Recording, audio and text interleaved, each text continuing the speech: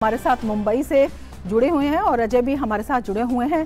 सबसे पहले श्यामा आपके पास आना चाहेंगे, आज से ये शुरू हो रहा है, किस तरह से एक व्यापक फलक पर दोनों देशों के संबंधों को जाता हुआ देखती हैं?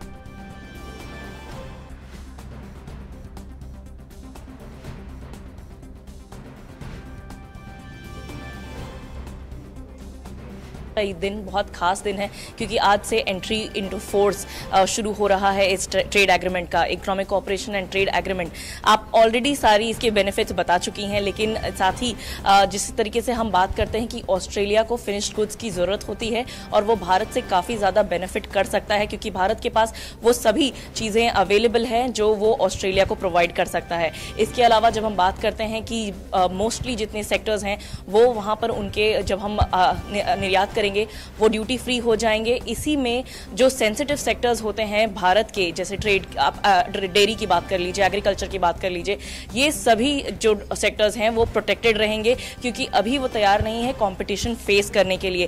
तो जो एग्रीमेंट हुई है भारत और ऑस्ट्रेलिया के बीच में, तो ऑस्ट्रेलिया ने अभी ये भी ध्यान रखा है कि भारत की जो ये सेंसिटिव सेक्टर्स हैं उन्हें कुछ हर्ट ना हो। हमारे साथ में एक एक्सपर्ट भी जुड़े हुए हैं, ये हेमंत मिनोचा हैं जो चेयरमैन है प्लास्टिक सारे काउंसिल के।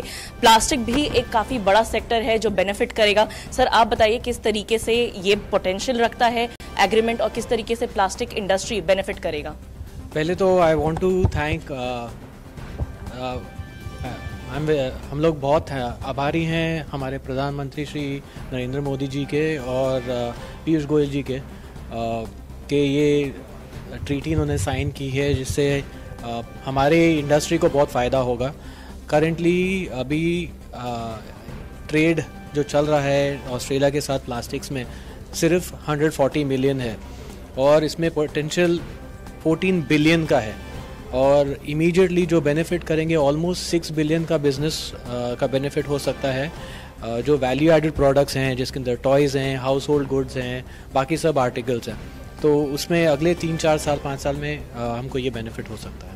सर साथ ही जब हम बात करते हैं कि अगले 4-5 साल में इमीडिएट इसका किस तरीके से फ़ायदा होगा, क्योंकि प्रधानमंत्री नरेंद्र मोदी ने टॉय सेक्टर को भी एक तरीके से बूस्ट मिले उसके लिए भी कई सारे कदम उठाए थे बीच में, तो इमीडिएट फ़ायदा आप कैसे देख रहे हैं?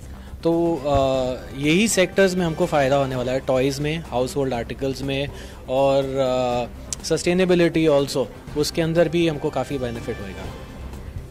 रमा, आपने सुना कि जो भी प्लास्टिक से रिलेटेड होता है, टॉय की बात कर लीजिए या हाउस होल्ड आइटम्स की बात कर लीजिए, वो उसका भारत में तो काफी डिमांड है ही, साथ ही ऑस्ट्रेलिया में भी इसका काफी डिमांड है। और ऐसे में जब ये एग्रीमेंट के तहत एक्सपोर्ट्स होंगे हमारे भारत से, एक्सपोर्ट्स को तो फायदा होगा ही, साथ ही ओवरऑल जब हम एमएसएमई की बात करते हैं, एमएसएमई सेक्टर्स की बात करते हैं, लार्ज कंपनीज इसमें बेनिफिट कर ही रहा है, ये डायरेक्ट बेनिफिट हमें दिख रहा है। जो केंद्रीय मंत्री हैं पीयूष गोयल, उन्होंने साफ कहा कि एमएसएमई को भी फायदा होने वाला है। बिल्कुल बिल्कुल। अजय आपके पास आना चाहेंगे और तमाम हमने देखा है जो